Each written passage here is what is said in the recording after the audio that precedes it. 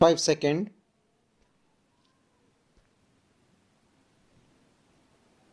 Start.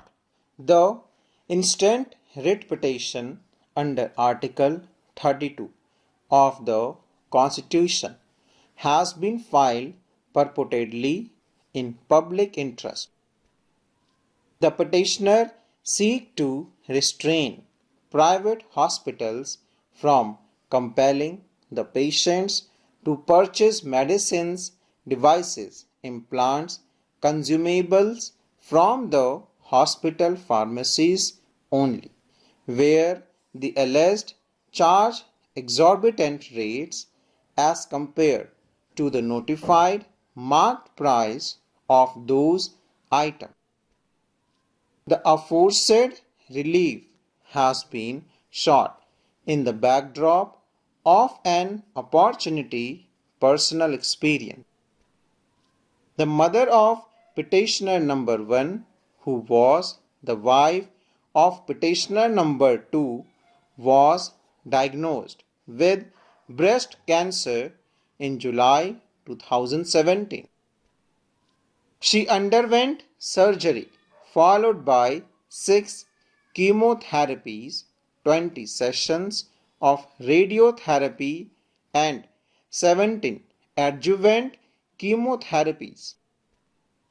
This course of treatment was continuing when the instant petition was filed in 2018. During the hearing, we were informed that Srimati Neelam Dalmia, the patient, recovered and fortunately her condition has improved. The petitioner claimed to have realized during her treatment that there is an organized system adopted by the private hospitals, nursing homes, healthcare institutions, etc. to fleece patients by compelling them and their attendants to buy medicine only from the pharmacies run by such hospitals or with whom they have some form of collaboration. It is claimed that the medicines, treatments, etc. are sold by these pharmacies at highly inflated artificial prices as compared to the MRP notified by the competent authority. The petitioner have further alleged that the Union of India and the state have failed to take regulatory and measure, as a result of which the patients are being exploited throughout the country. Moreover, it is the case of petitioner that the private hospitals do not disclose the prices MRP of medicines, medical devices, implants, consumables, etc. to their patient, and in absence of any price controlling or monitoring of the consumables which do not fall within the definition of drugs under the Drugs and Cosmetics Act 1940, the private hospitals, nursing homes, etc. take undue advantage of the fact that the patients or their attendants do not have much option but to purchase the items, medicines at inflated prices.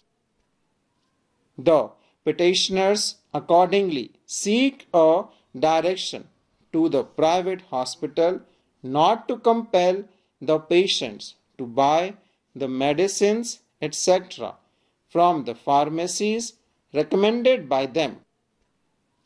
They further seek a direction that the Union of India or the state governments should formulate a policy to prevent this form of exploitation which if allowed to continue would amount to the deprivation of their right to a healthy life guaranteed within the framework of Article 21 of the Constitution.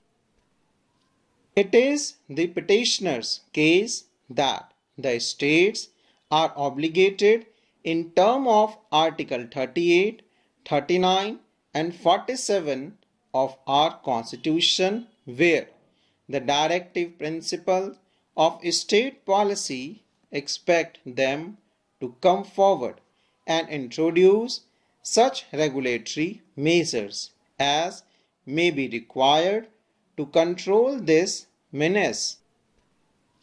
On 14/5/2018, notice was issued in the petition, and in response thereto, counter affidavits have been filed by the states, union territories of Chandigarh, Odisha, Chhattisgarh, Arunachal Pradesh, Manipur, Andaman and Nicobar Island, Uttar Pradesh, Bihar, Tamil Nadu, Kerala, Uttarakhand, Punjab, Haryana, Rajasthan, Nagaland, Himachal Pradesh, Jammu and Kashmir and Gujarat.